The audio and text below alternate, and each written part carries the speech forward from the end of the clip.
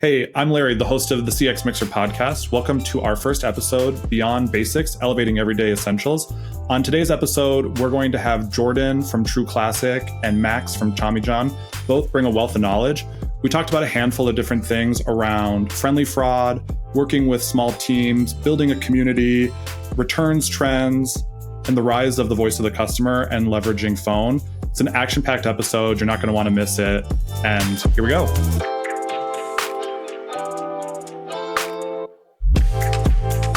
Hey, well, super excited to have Jordan and Max on the first episode of the CX Mixer podcast. Thanks for joining me, you guys. Thanks for having us. So Max is the CX director at Tommy John's, right? And you've been there almost 11 years now, I think I saw. Almost 11 years. Wild. But you're based in New York, right? Yes. And we've got Jordan. So we've got East Coast and West Coast. We've got Jordan with True Classic, Senior CX Manager. You've been there almost 5 years. Yes, almost 5 years since the company was a baby. So it's like, get out your notebooks, people. You guys are like elderly in the world of e-commerce, right? At that point, I feel like every time I see somebody, it's like 3 or 4 years, maybe moving on to the next thing. So I think I'm really excited to pick your guys' brain on some of these topics today, because you obviously bring a ton of knowledge from the space. But you're based in California. So we've got, not only do we have like East Coast, West Coast, we've got underwear, we've got t-shirts. We're kind of doing it all today. Well, I'm excited today because we're going to be talking about, kind of how, even though you guys are handling basics, you're elevating the customer experience. And I think like when we take a look at some of the tactics, the wins, the mistakes, the myths around customer experience, like I'm really excited to kind of know how True Classic is leveraging those versus Tommy John's. And like, even though we're talking about everyday basics, I know there's nothing really basic about what you guys are doing. So maybe Jordan, ladies first, we'll start with you. Maybe tell me a little bit about how you got connected to True Classic, how you got into CX and to the position that you are now.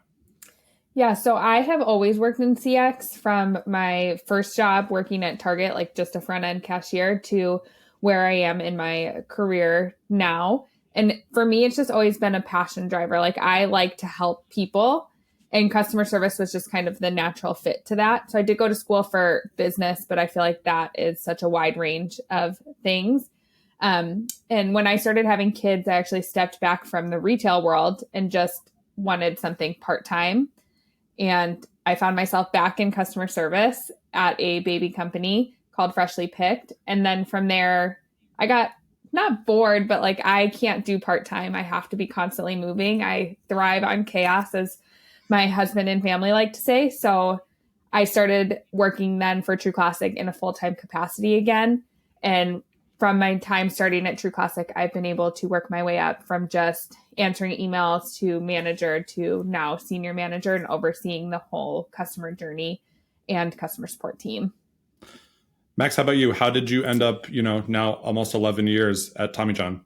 Yeah, so I wasn't always in CX. I actually, when I was in school in LA, I was planning on going to law school after that. Wound up coming back to New York, went to law school for a bit and realized I did not want to be a lawyer anymore. It wasn't the challenging work load at school or anything like that. It was really just me not seeing myself doing that anymore, which was really problematic because I prepared for years to do that. So I was kind of lost for a bit there. And I was a waiter for a moment there, and then just trying to figure it out. And then someone I knew was working at a startup at the time called fab.com. This is, 11 plus years ago. And said I should just, come in and chat with them. And, there's a great customer experience team. And I figured, yeah, why not? Let me just go in there. And while I'm figuring it out, at least, join this really cool company, which it was. And then long story short is that the previous VP of Ops there started up at Tommy John. And I had never heard of Tommy John at that time. And he wanted me to come over here, which I wound up doing. And, still wasn't really sure if CX was the place for me. But, here I am 11 years later. I started out as a team lead, and now I'm the director of our team here, which is really great. Yeah, I love that. I love that about both of you, because I think so often in customer experience, in any type of position, people jump ship before they really become experts sometimes, right?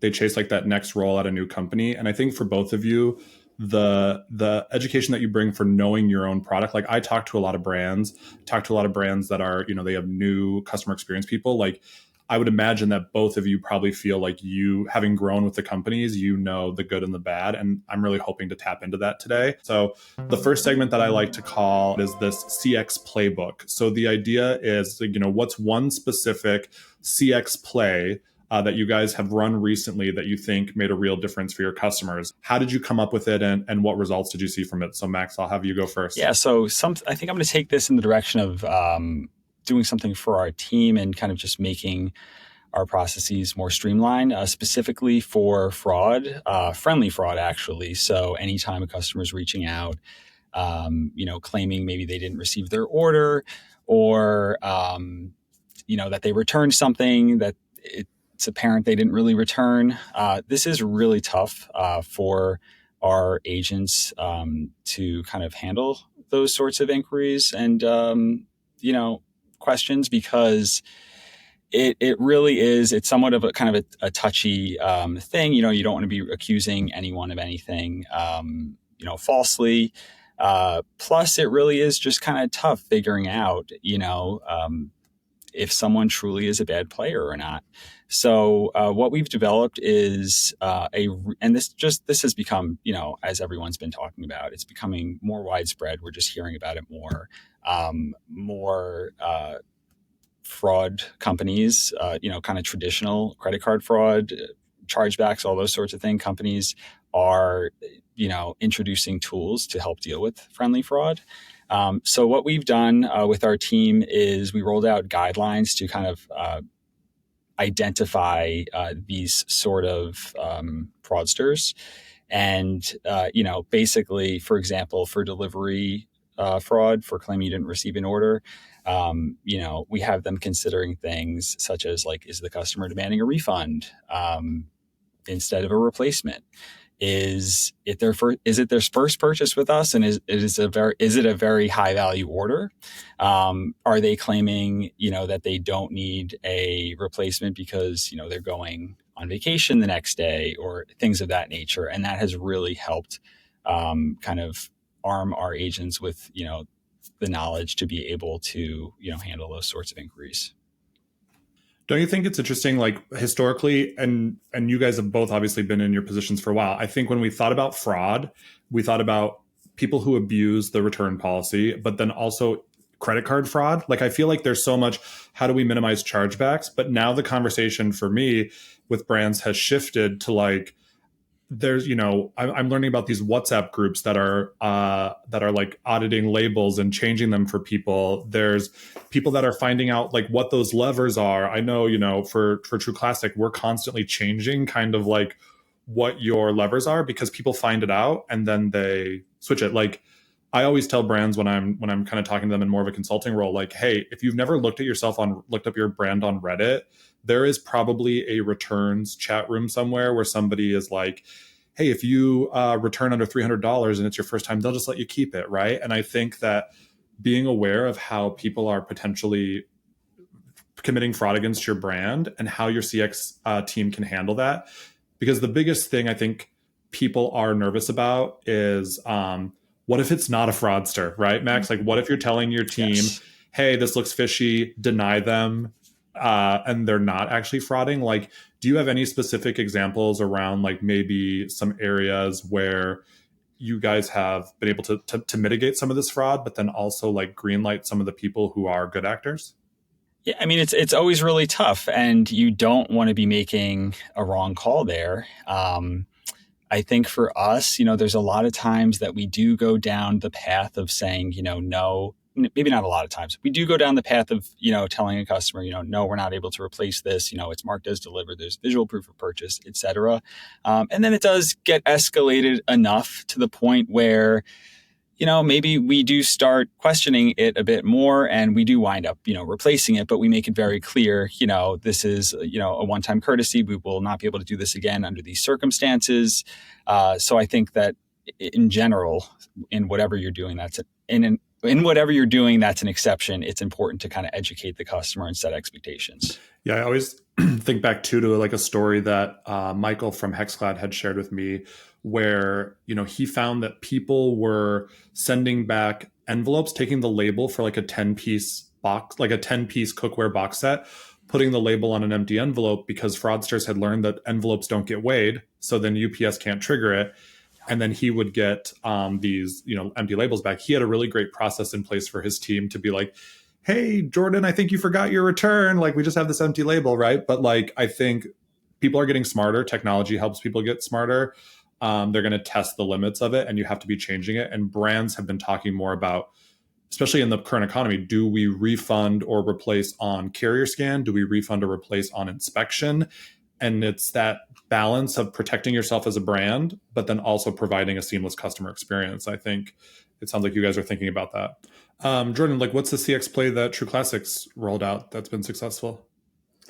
Yes. So this is one that's a little bit on the newer side, but taking a step back and placing myself in the customer's shoes. So I am taking our marketing emails, I'm taking our advertisements on Meta, and I'm clicking through the whole experience as a customer, shopping the site, seeing what our emails look like when they're done, how are the items shipped to me, and providing all of that feedback to the relevant teams for improvement. Because when you are in web development, you're looking at what are conversion rates like, but you're not actually thinking like, oh, this doesn't actually create a good experience from the customer perspective, or maybe there's language in our marketing emails that just doesn't come off as it should. So I'm taking that, providing the feedback, and making those small changes, which are ultimately going to help to improve the customer experience journey overall. So like one great example is we have a very limited time when we can change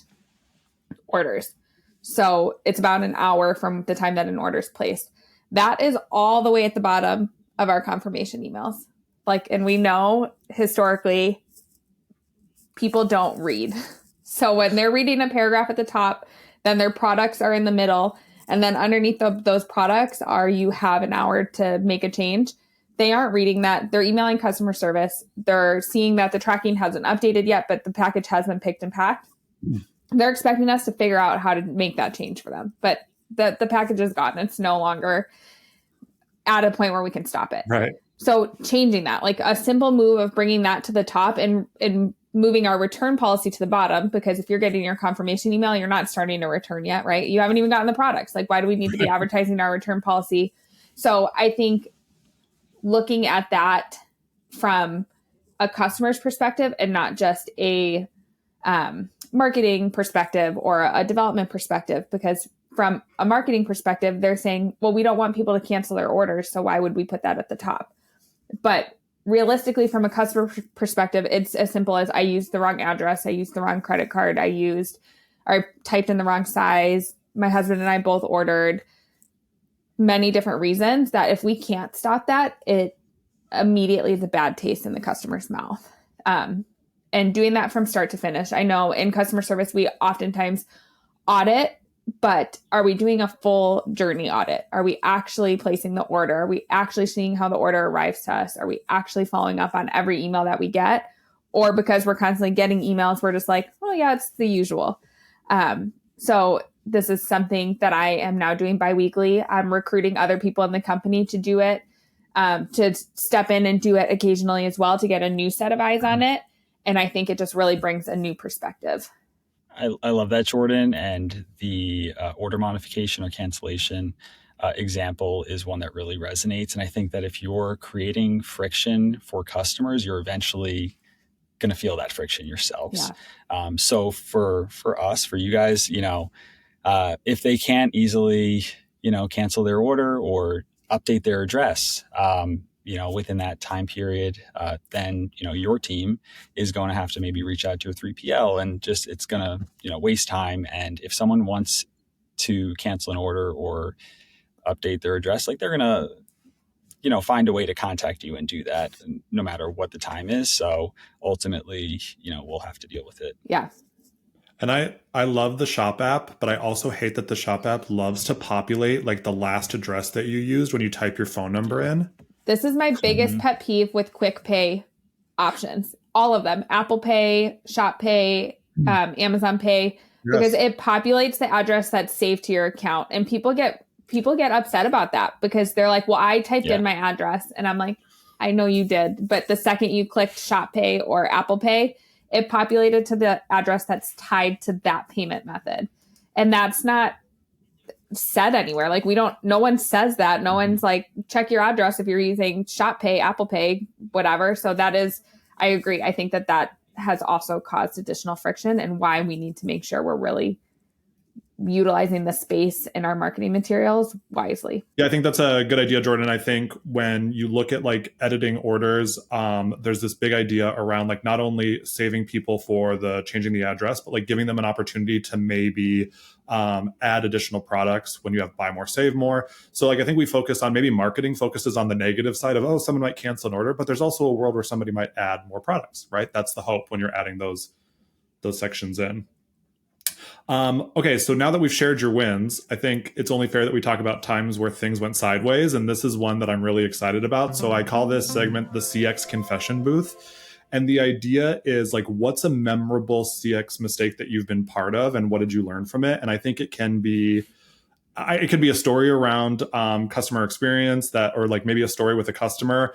I think you both have been at the companies long enough. You probably have some fun stories. I know I've talked to a lot of brands who have like crazy stories that come in. So Max, maybe share something that you were hopeful for and it took a turn for the worst, and what you learned from it. Basically, a few years ago, it was, a Saturday. I think it was maybe like the weekend, 2 weeks after Black Friday, something like that, mid-December, really getting close to, Christmas and, high sales period. And it was Saturday, but I was, checking in and working, and I noticed that a lot of orders were coming through with a discount applied that was just $25 off. And I thought that was really strange, and I got in Slack and I was messaging about it. Came to realize that it was one of our agents that accidentally made the entire site $25 off, per order. And what the agent was looking to do was create a discount code, which, we actually don't allow our agents permission to do that. But we do allow them, we do encourage them to, kind of reference discounts in Shopify and, see the details of them. And basically, if you could do that, you could do anything as far as discounts go in Shopify. So, happily, I realized this only a few hours after it was created, and, we got it taken down. But ultimately that led to us kind of reassessing, the permissions that we're, giving our agents. This was a mistake, and, we didn't come down hard on the agent or anything like that. I think these moments are really ones, it's a teaching moment, as far as, the agent goes, but also a learning moment for us. And I know that we will not have that occur again in the future, because, our agents can no longer, create discount codes, because we removed the permission for that, but we've provided other ways for them to reference discount details. So, yeah. Well, Max, you'll be happy to know you're not alone, because we had the same thing happen probably about 2 years ago. Did you also have the same moment of panic that I had? Yes. Yeah. Do you honor those orders then? You say, it's our mistake, go ahead, enjoy the $25 off? Or what do you guys do in that kind of, what's the experience that you provide when that type of mistake happens? For customers that had placed orders, and it was just very clear that, they had the code applied, and their order was probably going to be the same value as with it not applied. It didn't really affect their purchase. We kept those in place. And then for customers that we noticed that were definitely aware and abusing it, for example, creating multiple orders for one product and then getting $25 off, and then another order for another product, we were canceling those orders and reaching out to those customers to let them know, if there was an issue and we can't fulfill those orders. Yeah, we do very similarly. You can't. I mean, we would have people who would try to place like 20 orders all going to the same address. So you have to weed out the bad actors in that situation. Okay, Jordan, what about you? What's a mistake that you've made? Hopefully True Classic isn't listening. So for me, I would say, again, it wasn't necessarily something that like I personally did, but we have a very specific type of humor here at True Classic in our marketing and in our ads. And a couple years back, we ran a holiday promotion for Valentine's Day that we had a couple of users who did not find funny or entertaining. And so they had reached out to customer service. And we, of course, in our customer service nature, tried to handle it on our own, tried to appease the customer. And they did not like what they were being offered from the customer standpoint. And they went to social media and they went to LinkedIn, and this one person blew it up and ended up having us take the whole campaign down. But my learning from this is to speak up sooner. So yes, customer service, it's our job to fix everything, but there are points when you just have to bring in the bigger guns. Like, I wish that I was the biggest gun of the company, but I'm not. And there's times when we have to reach out and make sure that that's heard so that we can all learn and make sure we don't make the same type of ad next time, and make sure that we're addressing it appropriately, and maybe getting a personalized message from the president of the company or one of the C-levels could have calmed that down quicker, because she would have felt more heard than what they were feeling from myself. I think True Classic is kind of known for your goofy ads. Yes. We've definitely experienced something similar as well. We had a kind of a silly, maybe, some would consider slightly inappropriate, like holiday jingle at one point we heard a lot of feedback regarding that. Yeah. I suppose it's tough, Max, when you're dealing with underwear, right? Like, yes, definitely. I know. And that's the thing too, is we try to have a sense of humor here, but you're not always every customer isn't gonna love. I know. Well, marketing's not for everybody, right? You try to cast a wide enough net to pull people in and convert customers. And I think that's kind of the name of the game. Like, you can't be everything for everybody. No, those are great. I think, I jokingly wrote down, now that we've aired the dirty laundry, right? Like, working with some underwear and t-shirt brands here. Now I kind of want to get a little nerdy with you guys. And so I want to move on to the next segment, which is some tech that you can't live without, right? So we call this segment Designer's Toolbox. I'm curious, between the two of you, what's like a tool, a platform, a resource that you would say is a game changer for you and your team? Jordan, maybe you want to start first? Yes. So I would say it's not necessarily customer support driven, but we use Looker, and it has been life-changing for me because it allows me to pull not only my customer service metrics and easily share those with our executive team, but also pull other department metrics and use those in my customer service findings and what we need to do. So like looking at sales, what are our top products? How can I push those in customer service? Or what are our bottom products? Can I potentially help those? What is the rate of returns? So we're pulling in all of our return metrics from Parcel Labs and then putting it into a nice little chart that I can then look at and share with the executive teams without having to put everybody into all of my tech and worry about what filters they're going to use or how they're going to pull it or how they might misinterpret it. So Looker has allowed us to easily share all of the data in a clean space. When I think about CX teams as they're looking to present this data, I hear that all the time. I got to present this data to my executive team. Like, maybe what's a report that True Classic loves? What's a report that Tommy John loves? So I think that there's a couple when it comes to this. So one is like return reasons is a big one. Like, do we have a fit issue? And Parcel Labs does a really great job in allowing us to create the different, like how deep we want to go and why somebody's returning something. But our executive team doesn't always want to have to like dig through that. So being able to put it in concise and then move it over to Looker. And then the second one would be from our help desk. What is the contact reason? Like, why are people reaching out? And sharing that with our executive team. Because if we're getting a ton of complaints on marketing, or we want a ton of people are all of a sudden wanting to unsubscribe, like they want to know that so they can kind of root cause and dig into that deeper. So I think contact reasons, return reasons, the why behind what customers are doing is what our executive team is really digging into. Yeah, that would be the exact same for us. Obviously, our customers are super important, but we wouldn't have a company without our product. And we really care a lot about, in as real time as possible, getting that feedback from our customers, whether it be qualitative or quantitative. Certainly returns reporting and, like you mentioned, Jordan, return reasons, especially after a new product launches, to ensure that we're staying on top of that and actioning on any changes that we need to make. What about for you, Max? Like, what's something in your toolbox that you think is important for your team? Well, I would say, as far as tech goes, we recently implemented Flip, the voice I love AI. Flip. Love Flip.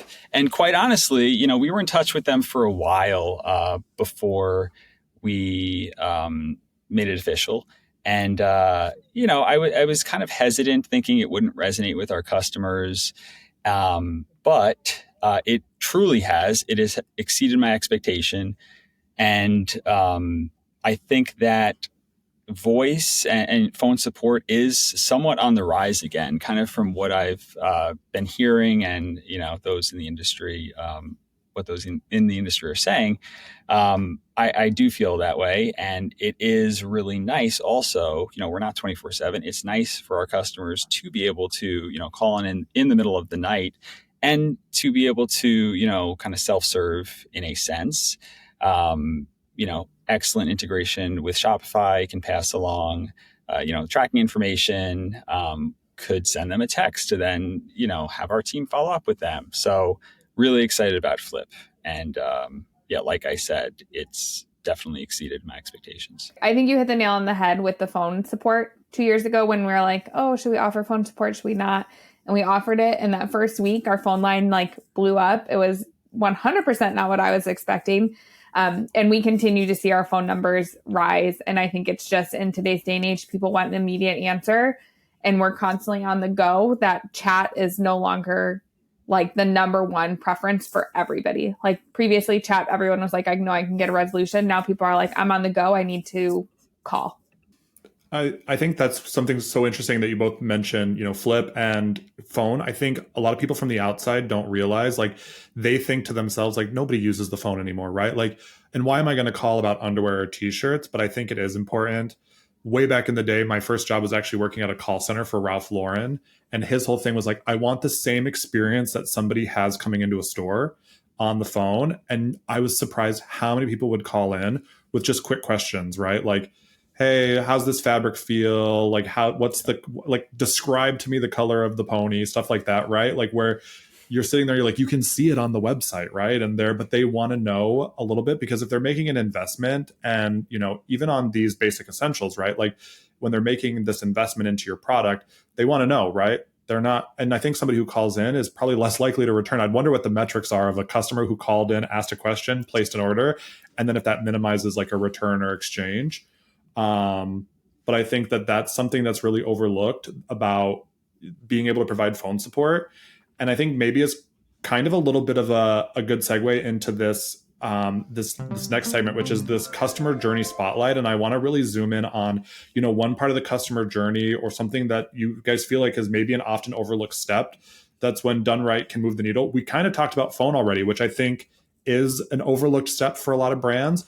But I guess, that aside, is there something that you feel your brand is really focused on in your customer journey that's helping to build that loyalty or community? And, Max, I'll have you go first, put you on the spot here.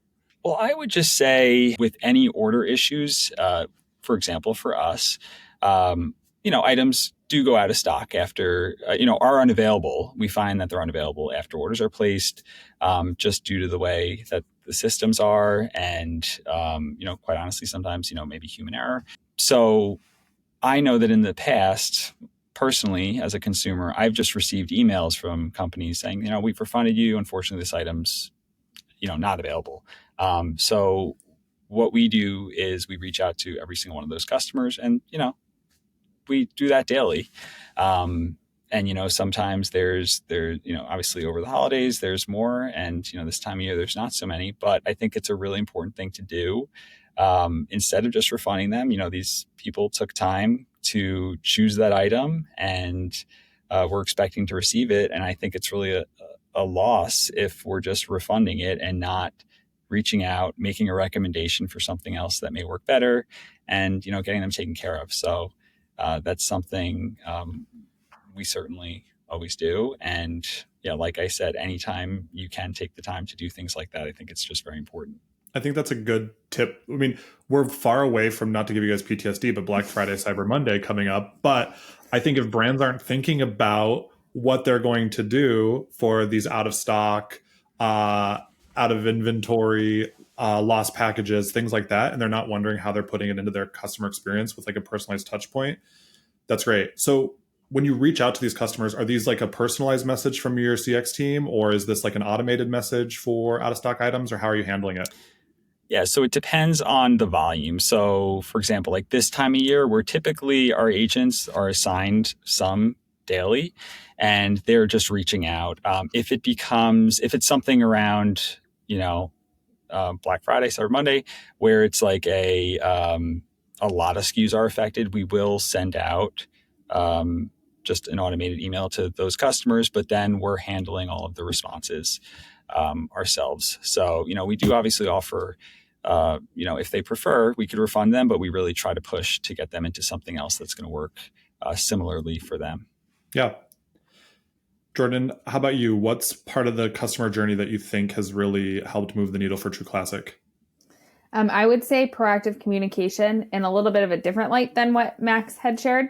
But we have found that proactive communication around like delayed, stalled, or potentially lost orders has been super important. We should be reaching out to the customer first when we identify that. And there's so many tools out there that allow you to identify that before they can reach out to you. So we had a recent example. We had basically a pallet that was sent to the wrong carrier. And so it never updated. And we were able to proactively communicate to all those customers and let them know, like, hey, it's coming back to the warehouse. We're going to get it out again. Like, if you paid for shipping, we've refunded your shipping, maybe a $10 credit, whatever it may be, to try to make that right and make them feel like we know. Like, we obviously send out thousands of packages a day, but we want everybody to feel like we are paying attention to their order, their package. And so I think by having those automatic communication triggers, it's really important to make sure that your customers feel heard or looked at. And not to say like the scary like T word for tariffs, but like I work for a European based company. We know the complexity over there, but I think a lot of US brands take for granted how easy it is to ship from New York to California. It's totally different when you're shipping from Germany to Spain, and now you're crossing borders, you're looking at customs, stuff like that. There's way more touch points to let your customers know. And I think, before we move into the next segment, Jordan, you guys deal with a lot of out of stock or limited inventory items as well, right? So like I know just because I wear True Classic all the time, you guys have t-shirts that are seasonal. And then when people go to exchange or return them, they're not available anymore. Like, how are you guys, similar to Tommy John, like how are you managing that? Is that personalized outreach or what are you guys doing there? So back end, like if they're returning or exchanging and at the time that they drop their return off, the item is no longer available. Currently, it's an automatic refund, but this is on the forefront of my mind to discuss with parcel labs because we've been seeing an increase of concern around that. Because if one item is out of stock, the system automatically refunds all of the items versus just the one.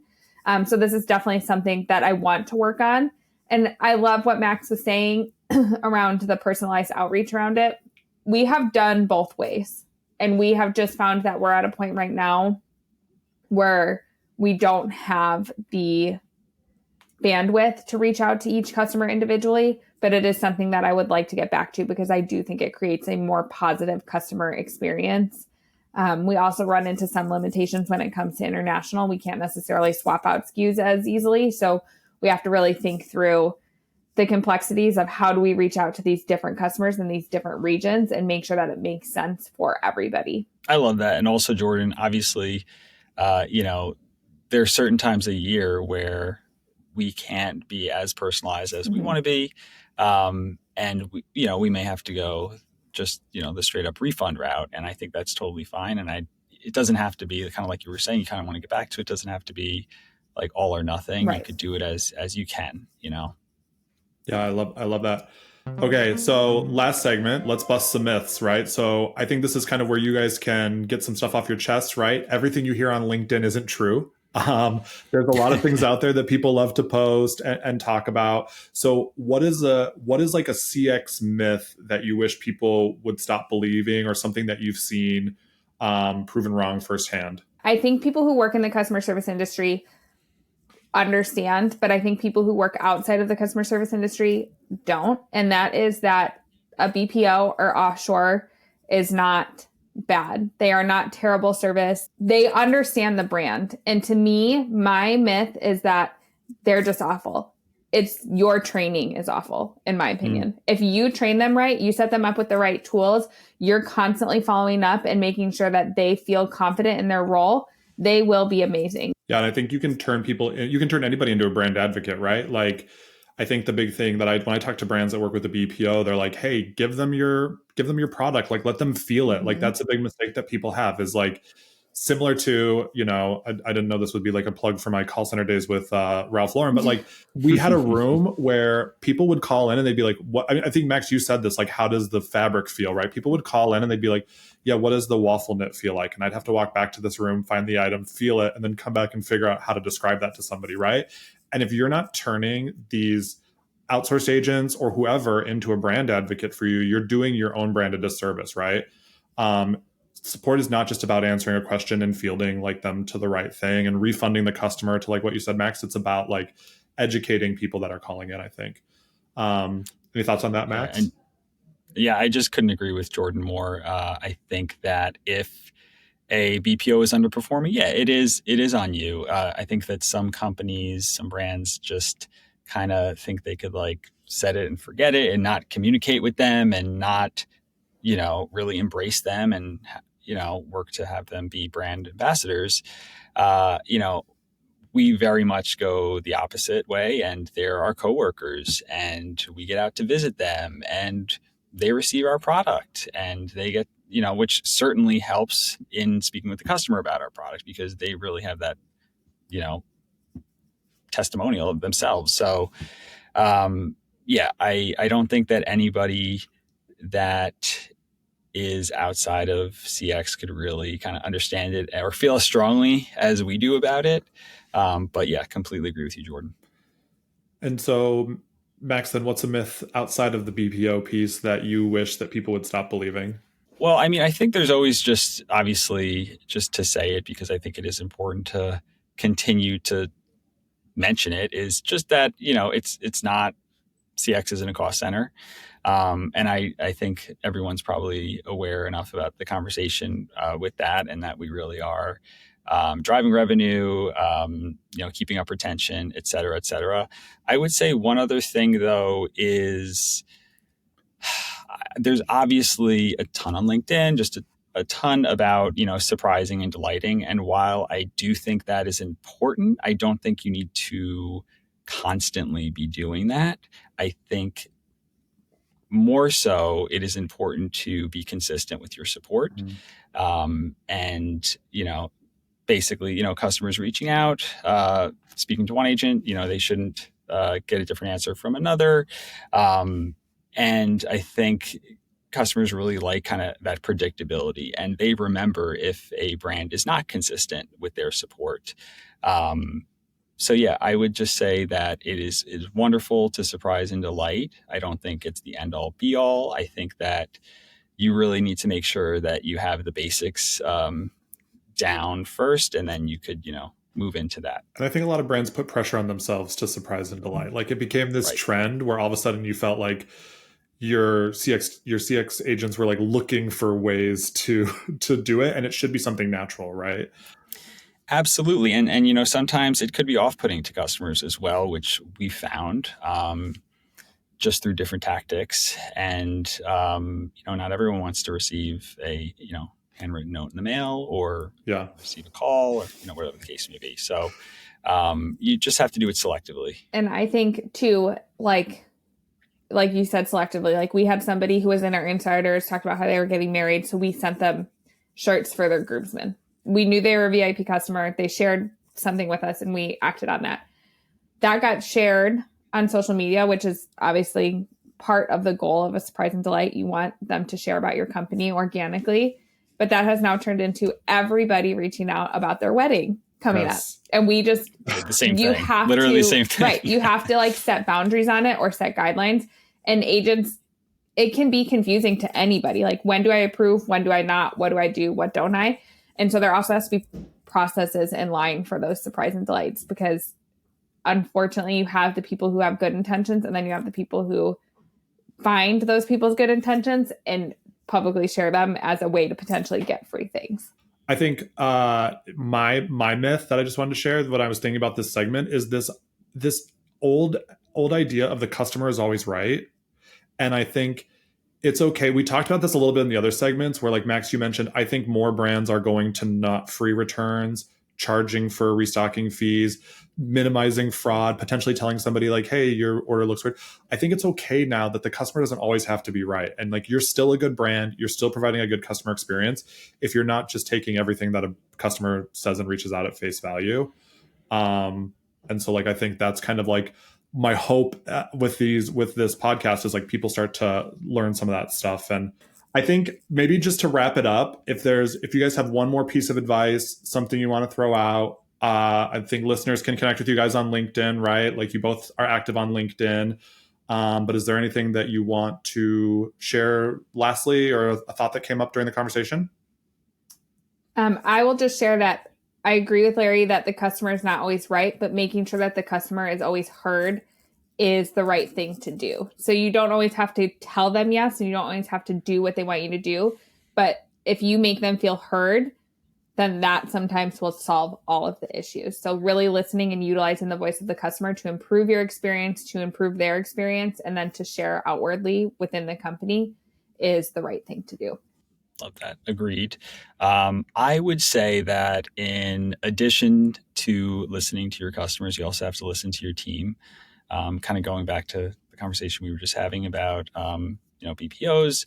I just think it's so important. Some of the, kind of best things we've implemented internally have been, ideas that our agents have had, or really important product feedback we've also heard from them as well, just from what they've heard from customers that isn't always going to show up in a returns report. I would just say that's one of the big ones for me, is just to really listen to your team and to make sure that they know that we value hearing from them and that they're heard. Yeah, that's such great advice from both of you, and I appreciate all the knowledge that you shared. I'd love to do a follow-up episode in the future and get you guys on here again. But again, thank you. Thank you. Thanks so much, Larry. Can't wait to see the rest of these episodes coming out. Yeah. Huge fan of the brand. I'm wearing my True Classic t-shirt today. I'm wearing Tommy John's, but you have to join my OnlyFans if you really want to see that. Just kidding. No OnlyFans. We might have to cut that. No. Is that Larry? Am I still here? There's not even like a cloud in the sky. How does the internet go out? I thought I was going to be the problem child, Larry. Just my luck.